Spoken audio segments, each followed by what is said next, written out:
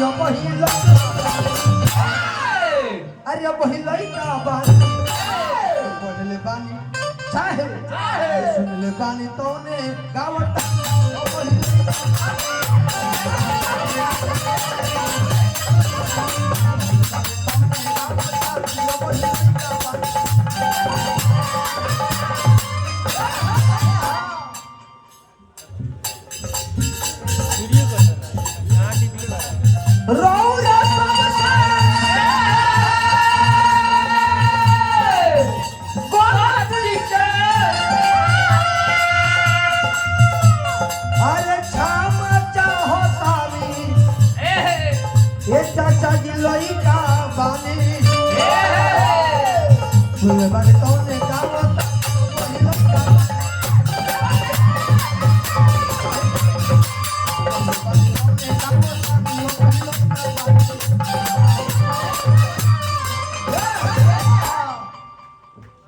कहानी गाए नया गाड़ी गाए अब बोले बात नहीं कोनो गांव हमार हत ले जारी ई मत समझो हम ले जारी ना गाए ना ले जारी गाए का भाई 10 मिनट कहानी गाला के बाद हम भाई का जनक जी महाराज देखो शंकर जी के धनुष पर भक्ति क्या कइले कि ये भी वीर धनुष के दूर दी ओकरे साथ में ओकरे संग में अपना बेटी सीता के विवाह करो। अब चाचा विचार करे के बाद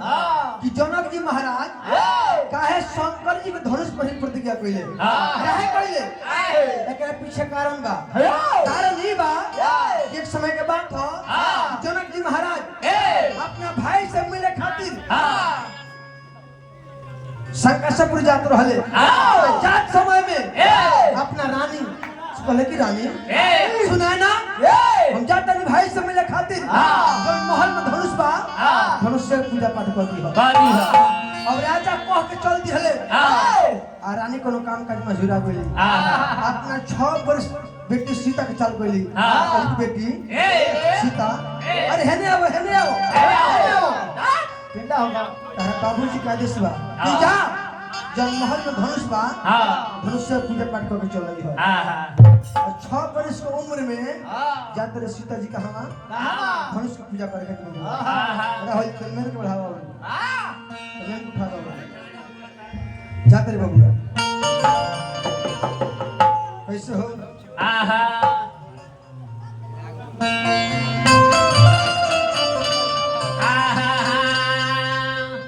जाते पूजा करे खातिर कि चारू रे चौखट बा तेरा जाके पोखरा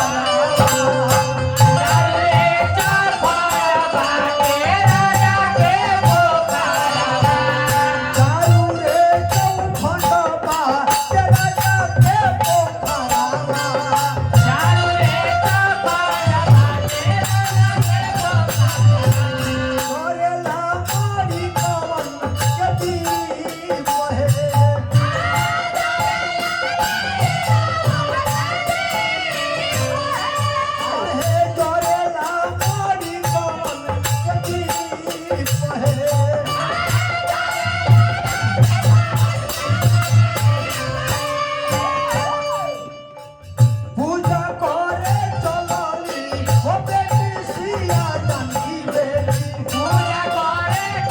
जाके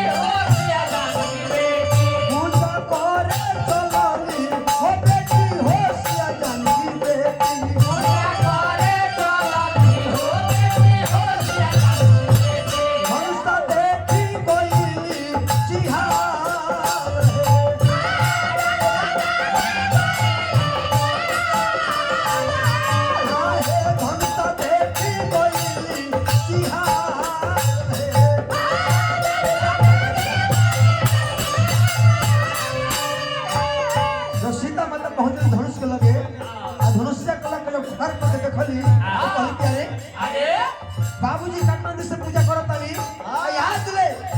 धनुष को लग के हर पांच साफ न कोइली तो सीता माता कोइली का बाणे हाथ सीता माता धनुष उठावे बाणे हाथ सीता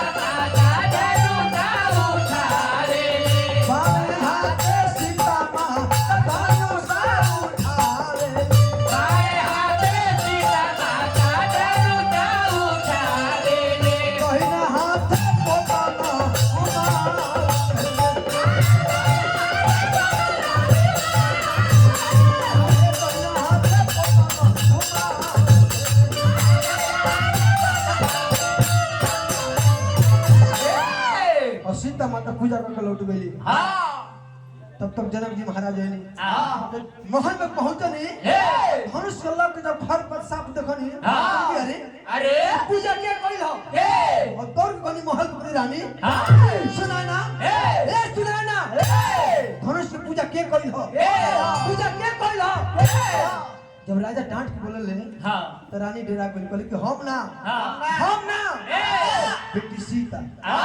बेटी सीता की कहा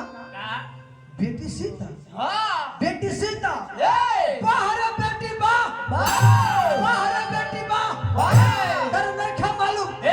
तू करने वाला हर काम कोई ले बाड़ू हमरा खानदान में एक आदमी को छोड़ के हिलावल ना तू ठोले बाड़ू जा बेटी तू ठोले बाड़ू तो हम प्रतिज्ञा करता नहीं जे करे के तूर दी ओकरे साथ में विवाह करब। तो ही मेरा नियम मनल वही मेरा नियम मनल कि कनिया ले बर दूना कनिया ले